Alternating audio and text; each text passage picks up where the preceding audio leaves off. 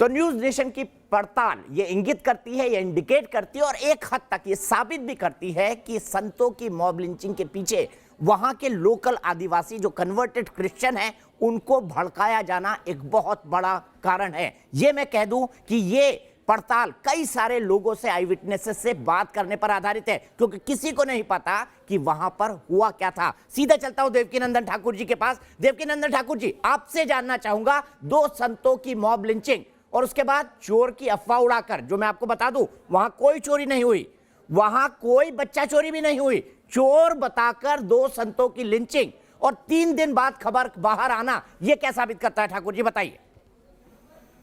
दीपक जी, मैं चाहूंगा कि मुझे आप 2 मिनट दे दें। आपके न्यूज नेशन ने जितनी भी जानकारी एकत्रित की है उससे बहुत बड़े षड्यंत्र की बू ही नहीं बल्कि सत्यता का दर्शन हो रहा है। आप ये सोचिए कि वहां पर जो महिला सरपंच है आज वो भी मुंह ढक के आपको बयान दे रही थी और उसने 3 घंटे तक पब्लिक को रोक के रखा। जब महिला 3 घंटे पब्लिक को रोक सकती है तो बाकी का पुलिस प्रशासन वहां मौजूद था, उसने साधु संतों की जान की सुरक्षा क्यों नहीं कर पाई? 3 घंटे में तो मुंबई से पुलिस पहुंच जाती। दूसरी बात, मैं आपसे एक बात कहना चाहूंगा, क्रिश्चियन मिशनरी जितनी भी आप यहाँ देख रहे हैं भारत में, इनका एक ही उद्देश्य है, सभी सनातनियों को डैमेज करना। सनातन धर्म से जुड़े हुए जो बहुत छोटे, जैसे वन में रहते हैं या कहीं भी रहते छोटे छोटे गांव में, उन लोगों का धर्म परिवर्तन कराना उनका बहुत बड़ा काम है। उसी के चलते हुए वो झूठी झूठी कहानियां सुनाते हैं लोगों को, बच्चों को। आप यकीन नहीं करेंगे, स्कूल में उनको तिलक नहीं लगाने दिया जाता। मैं जगह जगह पर जाता हूं, कथा करता हूं तो वहां के लोग, वहां के बच्चे मुझे बताते हैं कि ना हमें तिलक लगाने दिया जाता है, ना मेहंदी लगाने दी जाती है और ना ही कोई ऐसा काम तुलसी वगैरह पहनने दिया जाता है, क्योंकि उनको लगता है ये उनके विरुद्ध है। मैं आपके चैनल के माध्यम से पूरे देश में ये बात फैलाना चाहता हूं कि हमारा संविधान अगर ये बात कहता है कि यहाँ सभी धर्म के लोग आदर पूर्वक रहेंगे, तो क्यों सनातन धर्मियों को ही बार बार सहना पड़ता है? भगवा पहनना, भगवा धारण करना या भगवा साधु हो जाना, ये इस देश में अपराध है क्या? अगर अपराध नहीं, अभी आपने जैसे बताया कि सागर डिवलोय वो उनकी जमानत के लिए प्रयासरत हैं, ये क्या है? ये सोची समझी रणनीति है, चाल है। और उस चाल के तहत मैं यहाँ पर शिवसेना के सांसद भी बैठे हैं, इनसे एक प्रार्थना करूंगा, एनी हाउ उन अपराधियों की बेल नहीं होनी चाहिए। अगर बेल हुई तो ये पूरे भारत जो है साधु संतों का एक विकराल रूप देखेगा और वो विकराल रूप किसी से संभलेगा नहीं, किसी से भी नहीं संभलेगा। इसलिए महाराष्ट्र की सरकार की ये जिम्मेदारी है। ठाकुर जी, मैं सबसे रिक्वेस्ट करूंगा कि लॉकडाउन का पीरियड है, हम ऐसी कोई बात न करें जिससे लोग भड़के। मैं अपील करता हूं अपनी तरफ से सबको। हमारे साधु संतों ने ये बात कही है कि लॉकडाउन के रहते हम लोग ऐसा कोई भी स्टेप नहीं उठाएंगे। साधु संतों पर लोग ठीक है। विवेक श्रीवास्तव, मैं विजय शंकर जी के पास आऊं। तुम्हारे जी एक बड़ा सीधा सवाल पूछा है, प्लीज बाकी सब लोग, हम स्काइप पे जुड़े हैं, प्लीज स्काइप पर जुड़े हैं, हम स्काइप पर जुड़े हैं, समझे? कृपाल तुमाने जी का ऑडियो जाएगा, सिर्फ कृपाल तुमाने जी, आपसे एक रिक्वेस्ट करना चाहता हूं, आपसे एक माफी मांगना चाहता हूं। मुझे ये इंप्रेशन था कि आप पालघर के सांसद हैं, मैं माफी मांगना चाहता हूं, मैंने गलत कोट किया अपने आप को, इसके लिए माफी चाहता हूं आपसे। लेकिन आपसे ये जानना चाहता हूं, 3 घंटे अगर महिला सरपंच वहां पर संतों को बचाए रख सकती थी तो 3 घंटे में तो उस इलाके में मुंबई से पुलिस आ सकती थी। क्यों नहीं बुलाया गया पुलिस को? क्यों संतों की जान नहीं बचाई गई? सीधा सवाल है। ऐसा है दीपक जी, अब हर एक को लगता है कि मैंने सब कुछ किया। अगर वो महिला सरपंच ने, ये महिला सरपंच भी एक राजनीतिक पार्टी की सदस्य है और वो 3 घंटे अगर लड़ रही थी, पूरा मसला तो 1.5 घंटे में खत्म हो गया, तो 3 घंटे कर क्या रही थी? और वहां से पालघर से तो बहुत जल्दी पुलिस, आधे घंटे में तो पुलिस आ गई थी। कौन कहता है नहीं आई थी? जिसमें पीएसआई आया था, फिर उसने वहां फायरिंग किया। पहले तो जब कुछ एफआईआर में कोई फायरिंग का जिक्र नहीं है, एफआईआर में कोई फायरिंग का जिक्र नहीं है, एफआईआर में कोई फायरिंग का जिक्र नहीं है, वहां एक भी गोली नहीं चली है। हेलो, हाँ तुमाने जी, एफआईआर में कोई फायरिंग का जिक्र नहीं है, वहां पे एक भी गोली नहीं चली है। मेरी जो जानकारी है मैं आपको बता रहा हूँ, मैं कल होम मिनिस्टर के साथ भी मैंने यहाँ नागपुर में बात किया। होम मिनिस्टर महाराष्ट्र के नागपुर में आए, सारी बात उनसे मैंने कल जान ली। और जिस तरह से बाद में जो पुलिस आई, जिसमें वहां के एपीआई थे, एएसआई थे, ये 2 अफसर वहां पे थे जिनको निलंबित भी कर दिया गया है, क्योंकि आपने जाने के बाद कंट्रोल क्यों नहीं किया गया। तुम्हारे जी अगर उनके हाथ में मामला नहीं था तो अतिरिक्त पुलिस बल क्यों नहीं बुलाया गया? हमारे देवकीनंदन ठाकुर साहब ने बोला, वो हमारे नागपुर में भी आते हैं कथा वाचन करने के लिए, मैं उनको हर बार मिलता हूँ, हर साल उनसे आशीर्वाद लेता हूँ। लेकिन मैं आपको एक बात दीपक जी जरूर बताना चाहूंगा कि यहाँ पर जो जांच चल रही है, अभी जिस तरह ठाकुर साहब ने कहा कि जांच, आपने तो 21 तारीख को डिबेट किया, लेकिन घटना घड़ी 16 तारीख की रात में। उद्धव साहब ने, हमारे आदरणीय मुख्यमंत्री जी ने 17 तारीख को जब उनको खबर मिली तो इमीडिएट उसी समय में उन्होंने जांच किया।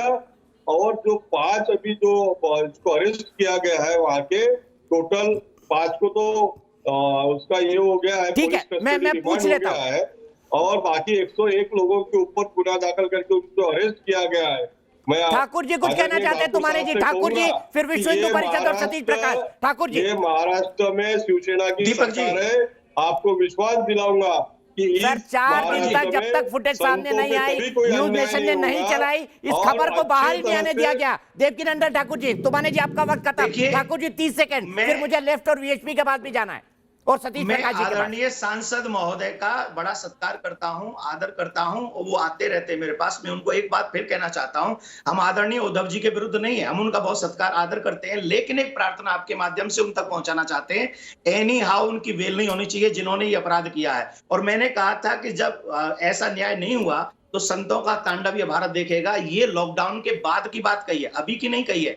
जब तक लॉकडाउन है, हम अपने देश के साथ, चाहे हमें कितनी भी कुर्बानी देनी पड़े, हम अपने देश के हर एक प्राणी की सुरक्षा चाहते हैं। लेकिन आपसे भी ये वचन चाहते हैं कि जिन लोगों ने उन साधुओं की, भगवाधारियों की हत्या की है, किसी एक को भी बेल नहीं मिलनी चाहिए, और जो भी षड्यंत्र में शामिल हैं एक भी बचना नहीं चाहिए। ये आदरणीय उद्धव जी को अपने निर्णय से सबको बताना होगा कि वो बाला साहब ठाकरे के ही अपने वंश को आगे बढ़ा रहे हैं, और उन्होंने जो हिंदुत्व के लिए किया है उसी को उद्धव जी भी कर रहे हैं। तो हमारे हृदय में उनका आदर और बढ़ जाएगा। ठीक है, मैं सीधे चलता हूं यहां से। सर बहुत वक्त है, मैं सुधांशु जी को भी वक्त नहीं दे पा रहा हूं, बाकी को भी। आपने बहुत वक्त किया। अच्छा 30 सेकंड लीजिए।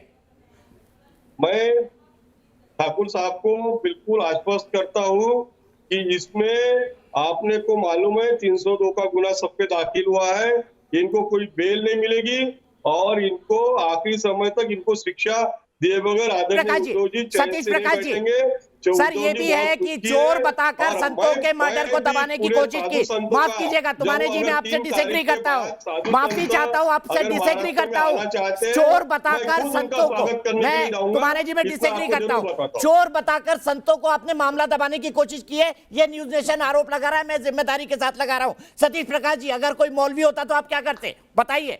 वक्त मोमबत्ती लेके निकल जाते तुरंत सतीश प्रकाश।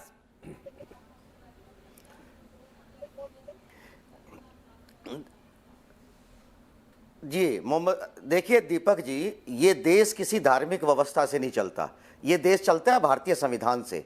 और भारतीय संविधान में अगर किसी मरने वाले के कपड़ों का रंग गेरुआ हो, नीला हो, पीला हो, कुछ भी हो, भारतीय संविधान में जो प्रोविजन है उसी के तहत सजा दी जाएगी।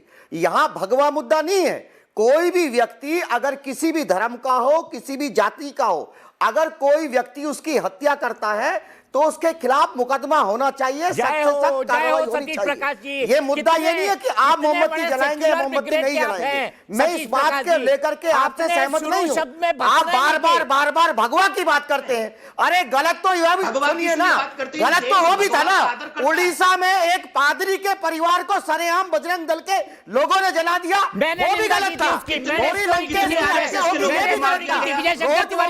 सीधे आप आइए यहाँ पर, इनको शर्म नहीं आएगी, इनको शर्म नहीं आएगी। विजय शंकर तिवारी जी आइए, द्विवेदी के पास जाओ।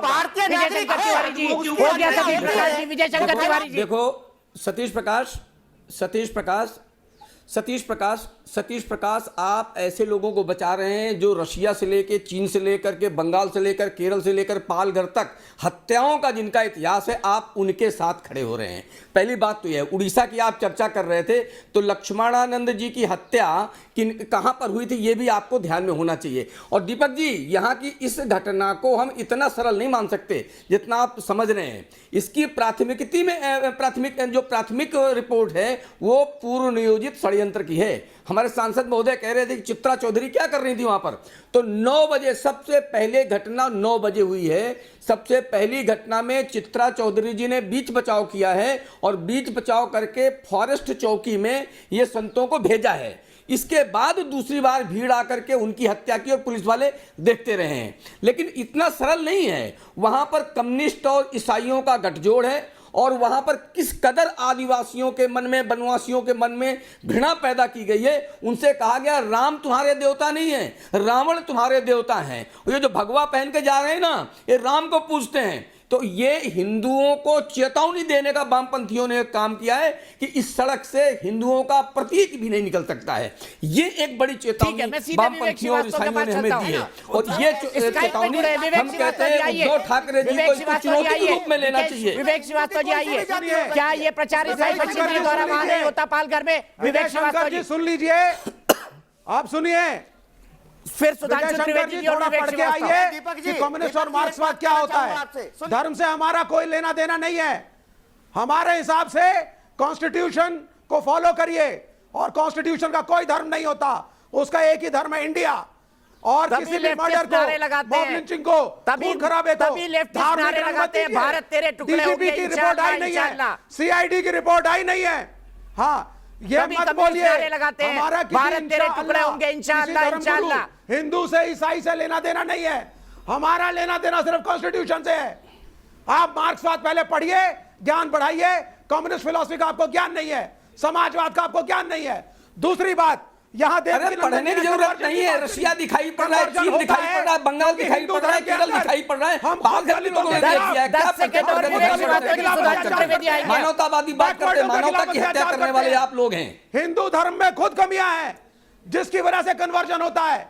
आप अपने ठीक है, सुधांशु त्रिवेदी जी कह दिया विवेक श्रीवास्तव जी ने। सुधांशु त्रिवेदी, विवेक श्रीवास्तव और सतीश प्रकाश फ्रेम में। सुधांशु त्रिवेदी जी आइए। दीपक जी मुझे भी 1 मिनट का समय दीजिए। मैं दे रहा हूं आपको, दे रहा हूं सतीश जी, आ रहा हूं आपके पास। सुधांशु जी के पास, सतीश जी के पास जाऊंगा। मैं दीपक जी एक बात आपसे सर सतीश प्रकाश जी, सुधांशु जी के बाद ठीक है आपके पास आऊंगा। सुधांशु जी आपका मैं बोल लूं, उसके बाद आप बोल लीजिएगा। विवेक श्रीवास्तव ने एक अच्छी बात कही कि हिंदू धर्म में कमी है, वाकई एक कमी, क्योंकि हिंदू धर्म में कन्वर्जन का कॉन्सेप्ट ही नहीं है। इसीलिए भारत एकमात्र देश है जिसने आज तक किसी कंट्री पे इन्वेजन ही नहीं किया। हमने कभी चाहा ही नहीं कि हिंदू बनने का हिंदू धर्म शास्त्रों में कोई उल्लेख नहीं है। हम तो मानते हैं जो जिस धर्म में है उसी धर्म में रहे, यही कमी है जिसका लाभ उठाया जा रहा है। और सतीश प्रकाश जी को मैं याद दिलाना चाहता हूं, उनके मुंह से निकला ग्राहम स्टोन्स की 1999 की हत्या। अरे दुनिया हिल गई थी, पोप का बयान आ गया था, पर आपने कहा बजरंग दल ने किया था। आपको याद है कोर्ट की जांच में क्या निकला था?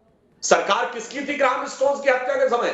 उड़ीसा में कांग्रेस की सरकार थी, गिरधर गोमांग मुख्यमंत्री थे, और एक रत्ती साबित नहीं कर पाए बजरंग दल का नाम। कोर्ट से पूरी तरह बरी हो गया, बजरंग दल का नाम ही नहीं आया। दारा सिंह का बजरंग दल से कोई लेना देना नहीं था। इसके बावजूद उड़ीसा की कांग्रेस की सरकार हिम्मत नहीं कर पाई कि सीबीआई इंक्वायरी दे, क्योंकि जो झूठ का प्रपंच उन्होंने रचा था तब बेनकाब हो जाता। और अंत में एक बात कहना चाहूंगा, जब कभी धर्मांतरण विधेयक एक ब्राह्मण और एक दलित को एक समान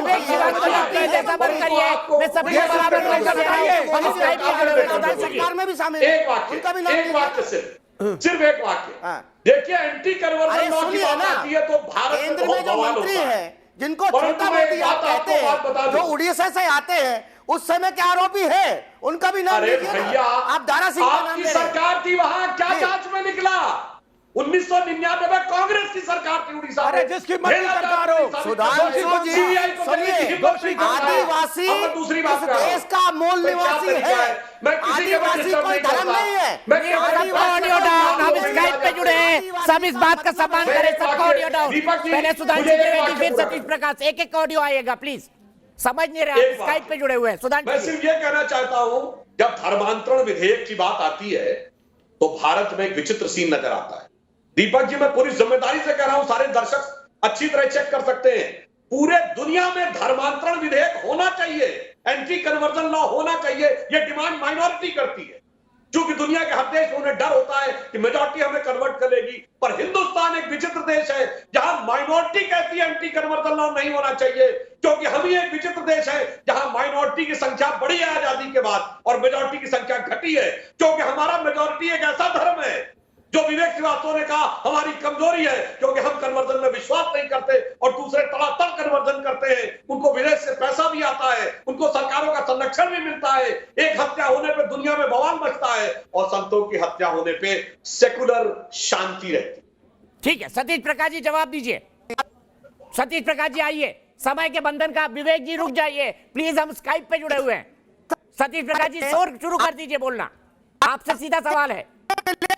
है ना, जिन लोगों के लिए जातीय उत्पीड़न है, आपके सामने सुनिए, हिंदू धर्म आपका बचाव करता है ना, आप जातीय व्यवस्था के उछले पायदान पे बैठे हैं। उन लोगों से जानिए ना कि जो हिंदू होने के बावजूद भी जीवन भर जातीय व्यवस्था से पीड़ित रहते हैं, हिंदू ना होने कभी कष्ट झेलते हैं। सतीश प्रकाश बहुत पीड़ित है, मिलता है ना, सतीश प्रकाश बहुत पीड़ित है, सतीश प्रकाश बहुत पीड़ित है। सब लोगों को राइट दीजिए। एक वाक्य दीपक जी, एक वाक्य कृपया प्लीज, एक वाक्य करें। बोलिए बोलिए। तो सभी है ना, अरे भाई सुनिए, सतीश प्रकाश अरे जी, दीपक चौरसिया, अरे सुनिए, अगर जाति आपकी होती ना, आपको एहसास नहीं है दलित दलित क्या होता है, जातीय व्यवस्था क्या होती है, ये खामी है, हिंदू धर्म की खामी है। ठीक है, मैं बताता हूँ आपको मेरी जाति क्या है, आपने पूछ लिया, जवाब देता हूँ, जवाब देता हूँ। सुधांशु जी, नुकसान मुझे झेलना पड़ता है। सुधांशु जी, आपको जातीय फायदा उठाना सतीश प्रकाश जी, इसलिए आप अरे हिंदू भाई अब आपने तो बोलूं, लगातार मत बोलिए। सतीश जी लगातार मत बोलिए, जवाब ले लीजिए, जवाब ले लीजिए। उन लोगों को मानिए। हाँ सतीश प्रकाश जी, जी हाँ, हिंदू धर्म में जातिगत व्यवस्था है, तो ये क्रिश्चियन शेड्यूल कास्ट कहां से आ गए, ये मुस्लिम ओबीसी कहां से आ गए? और आपको पता है केरल में शेड्यूल कास्ट क्रिश्चियन का अलग चर्च है और उच्च कास्ट के क्रिश्चियन का अलग चर्च है। अरे वहां बरेलियों के अलग मंदिर है, मस्जिद है, देवबंदियों के अलग है, अहले हदीस के अलग है, शिया के अलग है। हमारे कोई ब्राह्मणों का मंदिर नहीं होगा, बताइए ना। आपने मुझे चुनौती दी है, मैं गुजराती बताऊंगा। देवकीनंदन ठाकुर जी हाथ उठा रहे हैं। शेड्यूल कास्ट क्रिश्चियन को रिजर्वेशन मिलना चाहिए। अरे भैया जाके उनसे डिमांड करिए कि हम तो आ गए थे सामने रहमत के झंडे तले कि बराबरी मिलेगी, कन्वर्ट होकर बराबरी क्यों नहीं मिली? हानि पहुंचाती है। ठीक है, इसलिए मुझे जाति बुरी लगती है। सतीश जी मैं अपनी जाति बताऊंगा आपको। देवकीनंदन, सिर्फ देवकीनंदन ठाकुर का ऑडियो प्लीज, सिर्फ देवकीनंदन ठाकुर का ऑडियो। दीपक जी, आगे से कभी मत दीपक जी, बोलिएगा क्रिश्चियन। दीपक जी, जी देखिए, ये जो महानुभाव थे अभी कह रहे थे सनातन धर्म में कमी है। सनातन धर्म में कमी होती ना तो आज ये टीवी चैनल पे बोल नहीं रहे होते। सनातन धर्म में कोई कमी नहीं है। जहां बहुसंख्यक सनातनी हैं वहीं पर भगवाधारियों की हत्या कर दी गई और इसके बावजूद भी हम लोग शांति से न्याय की प्रार्थना कर रहे हैं। ये इसका नाम सनातन है। अगर हम लोग सनातनी नहीं होते, अन्य धर्म के होते, तो अन्य धर्म के लोगों का आपको पता है कि उनका स्वभाव क्या होता है। उनका स्वभाव ये होता है कि कोरोना फैलाने पर भी जब कोई डॉक्टर लोग उनको जांच करने जाते हैं तो उनके ऊपर थूकते हैं, उनमें लोग पत्थर फेंकते हैं। बहुत संख्यक होने के बावजूद भी सनातन धर्मी शांति का प्रतीक है, सुख का प्रतीक है। सब लोग सर्वे भवन्तु सुखिनः सर्वे सन्तु निरामया, ये हमारा धर्म कहता है। और इसमें इनकी मेंटलिटी है। सभी मुसलमान इस देश में तबलीगी नहीं है। नीचा दिखाओ। ठीक है, विवेक श्रीवास्तव जी का जवाब, विवेक श्रीवास्तव जी का जवाब, विवेक श्रीवास्तव जवाब, सबसे बड़ी चीज विवेक श्रीवास्तव जवाब, विवेक श्रीवास्तव जवाब, फिर विजय शंकर सभी तिवारी के मुसलमान पास विवेक तबलीगी नहीं है। श्रीवास्तव, सतीश प्रकाश जी सुन शांत, लीजिए, विवेक श्रीवास्तव। धर्म विशेष के ऊपर टिप्पणी मत करिए, धर्म विशेष को एक्यूज मत करिए आप। हाँ, ये कॉन्स्टिट्यूशन सबको इक्वल राइट देता है। सर आप उनको तबलीगी इसमें जमात क्यों बोल सबका रहे हैं? एक वोट है, अरे चाहे विवेक भाई, बहुसंख्यक हो या अल्पसंख्यक। आप उनको और सारे तबलीगी मुसलमान जमात क्यों तबलीगी बोल रहे नहीं हैं? है। वो तो तालिबानी जमात है। अगर तबलीगी गलत है तो आप तबलीगी सारे जमात नहीं, मुसलमानों पे तालिबानी उंगली उठा जमात है। सकते हैं। विवेक हमारे श्रीवास्तव धर्म जी, के अंदर वो तबलीगी जातिवाद नहीं, है, तालिबानी जमात है। जातिवाद बुरी चीज है, इसको मानिए और हटाने की कोशिश करिए। विवेक श्रीवास्तव जी, वो तबलीगी कन्वर्जन मत को मत बोलिए, ब्लेम करिए आप। तालिबानी जमात है हमने वो। जो दलित उत्पीड़न किया है तालिबानी सदियों जमात से, बोलिए विवेक ये श्रीवास्तव हमारी जी। गलती है, विवेक इसको श्रीवास्तव हटाने की जी, जरूरत है। तालिबानी इस पे जमात ध्यान बोलिए, करिए। तालिबानी जमात बोलिए, तालिबानी जमात, तबलीगी मत बोलिए, तालिबानी जमात कोई बोलिए। तालिबानी नहीं, सभी तबलीगी, सारे मुसलमान तबलीगी नहीं है, मैं ये कह रहा हूं। तबलीगी सारे जमात तो मुसलमानों को तालिबानी उंगली मत जमात है उठाइए। ना, तालिबानी सोच अगर वाली तबलीगी जमात। गलत है उनको पकड़िए, लेकिन एक धर्म विशेष के ऊपर उंगली मत उठाइए, विक्टिम टिप्पणी मत कार्ड। करिए, सुधांशु गलत जी, है। कंक्लूड आप हमारा करिए, संविधान सबका क्या है, मांग है आपकी? हमारा देश क्या सबका मांग है है। भारतीय जनता पार्टी की इन हिंदू सत्तों की हत्या पर? जो लॉकडाउन तोड़ने की तरह जिस तरह यूपी ने लगाया, एमपी ने लगाया, इस डिबेट में इन धर्म पर और एनएसए धर्म की ना बातें लगे, करना इन किसने पर शुरू ऐसे किया? ना लगे, अरे, इन पर एनएसए नहीं देखिए, लगाया गया, इन पर लॉकडाउन तोड़ने का दीपक जी, एनएसए लगना दीपक जी, चाहिए कि नहीं? एनएसए क्यों ना लगे इन पर? 30 सेकंड। धर्म की चर्चा मेरा सिर्फ एक ही कहना है कि जो कानून सबके लिए बराबर होना चाहिए और प्रतिक्रिया भी सबके लिए बराबर होनी चाहिए। जो विवेक श्रीवास्तव ने कहा, सबके लिए बराबर प्रतिक्रिया दिखाइए, और ये उद्धव ठाकरे की सरकार की न्यायपरायणता की कसौटी है कि वो कितने न्याय संगत है। यहां मैं ये भी कहता हूं, भगवा गैर भगवा अलग भी रख दीजिए, किसी बुजुर्ग संत की हत्या हुई है 70 वर्ष के, तो उसके साथ न्याय होना चाहिए। और अंत में मैं कहूंगा, धर्मांतरण के ऊपर सिर्फ एक बात, अटल जी की बड़ी पुरानी कविता थी, हिंदू तन मन हिंदू जीवन रग रग हिंदू मेरा परिचय, उसकी एक पंक्ति है, होकर स्वतंत्र मैंने कब चाहा मैं कर लूं जग को गुलाम, मैंने तो सदा सिखाया है करना अपने मन को गुलाम। गोपाल राम के नामों पर कब मैंने अत्याचार किया, कब दुनिया को हिंदू करने घर घर में नरसंहार किया, कोई बतलाए काबुल में जाकर कितनी मस्जिद तोड़ी, भूभाग नहीं शत शत मानव के हृदय जीतने का निश्चय, हिंदू तन मन हिंदू जीवन रग रग हिंदू मेरा परिचय। इसीलिए ये हिंदुत्व के कारण ही इस भारत में क्रिश्चियन, मुस्लिम, यहूदी, पारसी और इस्लाम के 72 फिरके हैं। यदि मैं पूछूं, दुनिया में एक ही देश है जहां सारे धर्म पाए जाते हैं, तो वो भारत है, और सिर्फ इसलिए कि इस हिंदू संस्कृति के कारण, और उस संस्कृति पे आघात हो रहा है, तो उसका समुचित प्रत्युत्तर दिया जाना चाहिए। ठीक है, सिर्फ आखिरी बात विवेक, सतीश प्रकाश जी को फ्रेम में लाइए, सिर्फ 10 सेकंड के अंदर कंक्लूड करूंगा। सतीश प्रकाश जी फ्रेम में। सतीश प्रकाश जी, आपने कहा कि आपकी जाति क्या है, आप दलित नहीं है, इसलिए आपको इस दर्द का नहीं पता।